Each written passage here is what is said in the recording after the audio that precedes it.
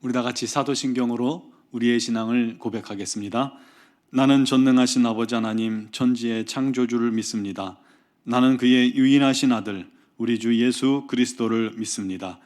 그는 성령으로 잉태되어 동정녀 마리아에게서 나시고 본디오 빌라도에게 고난을 받아 십자가에 못 박혀 죽으시고 장사된 지 사흘 만에 죽은 자 가운데서 다시 살아나셨으며 하늘에 오르시어 전능하신 아버지 하나님 우편에 앉아 계시다가 거기로부터 살아있는 자와 죽은 자를 심판하러 오십니다.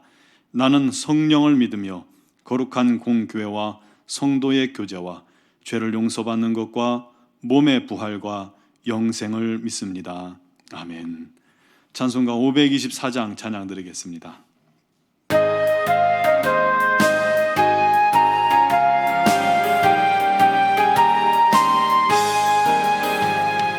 갈 길을 밝히 보이시니 주 앞에 빨리 나갑시다. 우리를 찾는 구주 예수 곧 오라시네. 죄악 벗은 우리 영혼은 기뻐 뛰며 주를 보겠네. 하늘에 계신 주 예수를 영원히 섬기리. 우리를 오라 하시는 말 기쁘게 듣고 순종하세. 구주를 믿기 지체 말고 속속히 나가세. 죄악 벗은 우리 영혼은 기뻐 뛰며 주를 보겠네. 하늘에 계신 주 예수를 영원히 섬기리. 주 오늘 여기 계시오니 다 와서 주의 말씀 듣세. 듣기도 하며 생각하니 참 진리시로다.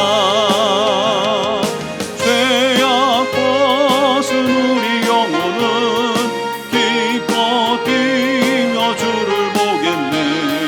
하늘에 계신 주 예수를 영원히 섬기리.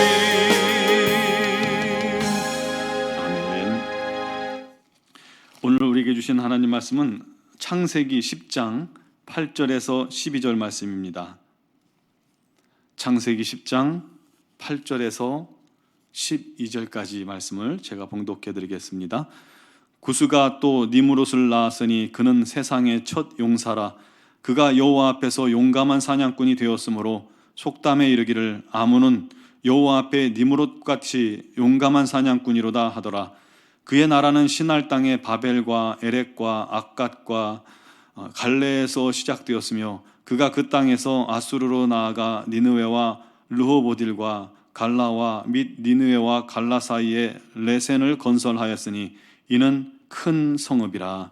아멘. 에덴 동산에서 범죄하여서 하나님의 형상을 잃고 육신이 된 아담의 후손들이 땅 위에 번성해 나갔습니다. 그와 함께 하나님도 근심에 빠지셨죠. 왜냐하면 사람의 죄악이 세상에 가득했고 마음의 생각이 항상 악할 뿐임을 보고 우리 하나님께서 한탄하신 것입니다.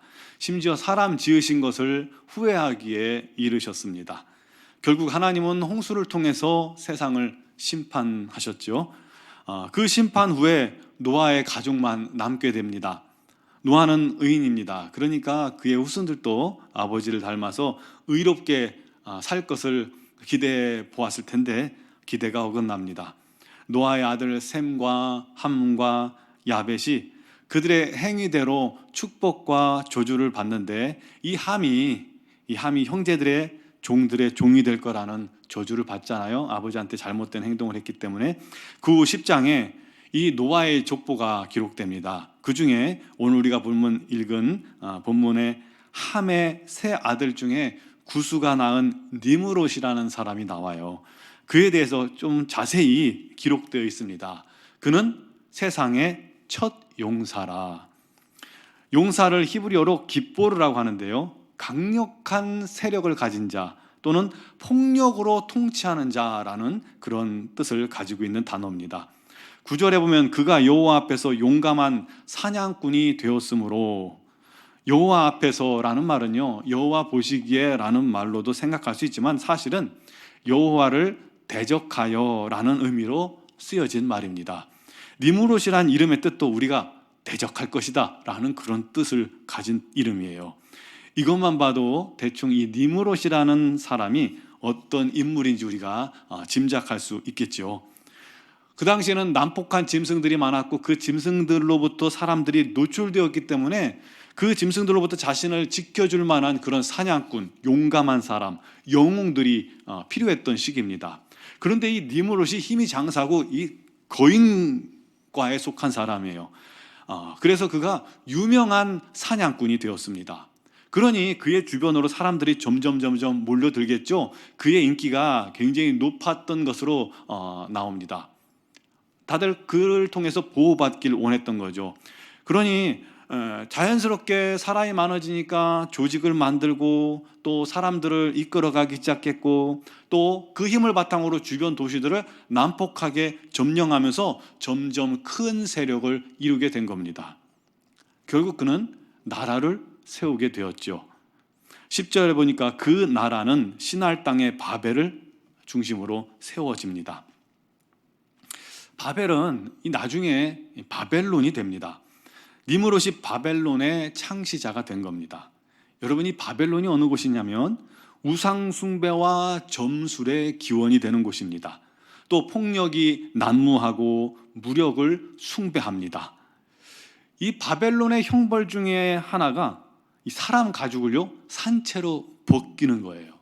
완전 사냥꾼들이 하는 그런 모습이죠. 그래서 바벨론과 대적하여 싸우기로 마음먹는다면 아예 죽기를 각오하고 싸우든가 아니면 자신이 없으면 항복하든가 둘 중에 하나였던 것입니다. 또 바벨론은 이 음란의 원산지입니다. 이 바벨론의 우상 제사의 방식 자체는 음란이었어요. 그곳에서 호모가, 레즈비언이, 동성애가 시작되었고 난잡한 그런 음란한 삶이 그곳에서 다 퍼져나갑니다. 그것이 바로 바벨론입니다. 한마디로 하나님의 뜻과 정반대되기로 작정된 나라인 것이죠. 하나님을 대적한 왕국이에요. 그래서 지금도요 프리메이슨이나 일루미나티 같은 사탄 숭배자들은 그 근원이 되는 니무롯을 숭배합니다. 하나님을 대적하고 사람들을, 성도들을 핍박하는 이 상징적인 존재이기 때문에 바로 그를 추앙하는 겁니다. 11장에 신할평지에 바벨탑이 건설되잖아요. 그 바벨탑이 건설된 것도 니무롯에 의한 것으로 추정할 수 있습니다. 여러분, 건설 이유가 뭐예요? 바벨탑의 건설 이유는 탑을 하늘에 닿게 쌓아서 우리의 이름을 내고 우리가 흩어짐을 면하자라는 것이었습니다. 한마디로 보면 하나님처럼 되고 싶은 것이고 자기 이름을 그만큼 높이고 싶은 거예요. 또 생육하고 번성하여 땅에 충만하라는 하나님의 뜻을 정면으로 거부하고 우리 흩어지지 말자, 모이자 라고 말하는 것입니다. 결국은 그 모습을 하나님께서 기뻐하지 않으시고 그 바벨을 파괴시키시고 언어를 혼잡케 하여서 사람들을 온 지면에 흩어버리십니다. 반면 12장에 보면요, 우리가 너무나도 잘 아는 아브라함이 나옵니다. 75세에 적지 않은 나이에 하나님께서 너는 너의 본토 친척 아비 집을 떠나 내가 너에게 지시할 땅으로 가라, 이 명령을 듣고 말씀에 의지하여 말씀을 따라 떠납니다. 그리고 가나안 땅에 도착하자마자 아브라함도 단을 쌓았어요. 바벨인가요? 아닙니다. 제단을 쌓고 그곳에서 여호와의 이름을 불렀습니다.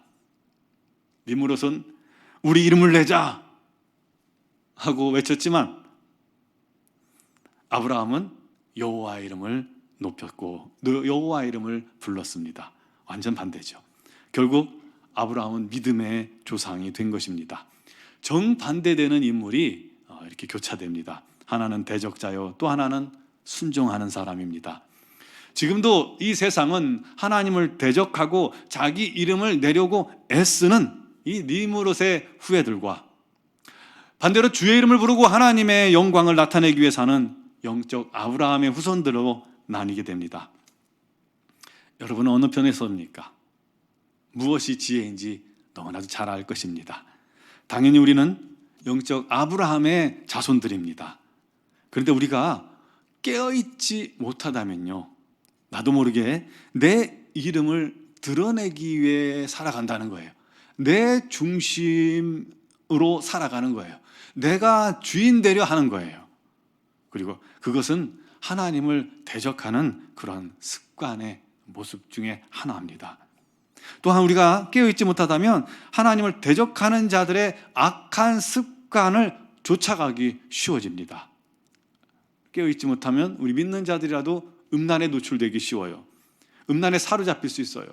탐욕과 불의와 거짓과 폭력과, 이 폭력이라는 게 꼭 주먹다짐만 하는 것이 아니죠. 말로도 폭력을 행사할 수 있어요. 얼마든지요. 또 사람을 의지하고 점치고 오늘의 운세나 보고 있고 사랑보다는 자기 중심의 행동을 할 수 있다는 거예요. 깨어있지 못하다면요, 우리가 조심해야 합니다.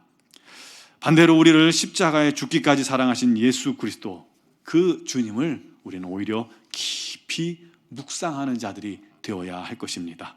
우리를 그토록 사랑하신 하나님의 사랑을 우리가 날마다 기억해야 합니다. 사랑받았으니 우리도 이제 사랑하는 자가 되어야 합니다. 섬김을 받았으니 이제 우리도 섬기는 자가 되십시다. 값없이 생명을 받았으니 이 생명을 전하는 자가 되길 바랍니다. 그를 위해서 주님 말씀에 귀 기울이고 그 말씀에 순종할 수 있는 자가 되게 해달라고, 그럴 수 있는 능력 달라고 기도하시기 바랍니다. 오늘은 사순절의 시작 제2의 수요일입니다. 나를 위해 십자가 지신 예수 그리스도께 감사하며 그 주님의 사랑, 그 주님의 은혜를 다시 한번 깊이 묵상하길 바랍니다. 그리고 우리도 주님께 순종하여 우리의 작은 순종을 통해서 우리 하나님께서 영광 받으시고 또 우리의 작은 순종 하나가 나의 영적 위치를 깨닫게 되는 것입니다. 오늘도 하나님의 자녀다운 그런 삶을 사는 우리 모두가 되기를 간절히 바랍니다. 예수 그리스도의 십자가를 기억하면서 우리도 사랑하며 섬길 수 있는 그런 하루가 되기를 주님의 이름으로 축원합니다. 기도드리겠습니다. 고마우신 하나님, 사랑하시는 하나님, 우리가 무엇이건데 예수 그리스도께서, 하나님의 독생자께서 우리를 위해 죽기까지 우리를 사랑하셨나이까. 그 놀라운 사랑과 은혜가 우리 안에 있사오니 우리가 그를 통해서 구원받고 하나님의 자녀가 되었고 영적 아브라함의 자손이 되었사오니 이제 우리가 날마다 주님 품 안에 거하게 해주시고 주님과 동행하게 해주시고 주님께 순종하여 우리 하나님의 영광만을 나타내는 자가 되게 하옵소서. 주님께 사랑받았으니 사랑하는 자가 되게 해주시고 주님께 섬김을 받았으니 섬기는 자가 되게 해주시고 아버지, 주님께 값없이 생명을 받았으니 이 생명을 전할 수 있는 우리 모두가 되게 하여 주옵소서. 우리 노원중앙교회를 기억하시고 특별히 이번에 260일 공동체 성경 읽기가 진행되고 있습니다. 한 영혼도 빠짐없이 말씀에 집중하게 해주시고 말씀을 읽을 때마다 또 말씀 앞에 설 때마다 그 말씀이 송이꿀보다 더 달게 느껴지게 해주시고 온전히 우리 하나님 영광 나타내며 우리 하나님의 뜻을 깨달으며 우리 삶이 말씀으로 말미암아 변화되게 하여 주시옵소서. 미얀마 양곤 한인중앙교회를 기억하시고 김은경 범한균 선교사님, 양은순 이선 선교사님을 우리 하나님께서 성령의 능력으로 붙드시고 주님께서 보호하여 주시고 완전케 하여 주셔서 우리 하나님의 영광 가운데 거하게 해주시고 또한 이런 어려운 시기에 주의 복음을 전할 수 있는 기회의 문도 열어 주시옵소서. 오직 우리 하나님의 뜻이 그 땅에 온전히 이루어지도록 역사하여 주시옵고 그 땅의 젊은이들이 반대의 시위로 말미암아 희생당하는 일이 없도록 우리 하나님 그 땅을 불쌍히 여겨 주시옵소서. 오늘 이 새벽에도 주 앞에 나온 사랑하는 성도들 주의 이름을 부르며 기도할 때에 우리 하나님의 놀라운 응답이 있게 하여 주시옵소서. 함께 하신 주님께서 성령 안으로 우리 모두를 주장하시고 붙드시기로 나옵고 예수님의 이름으로 기도드리옵나이다. 아멘.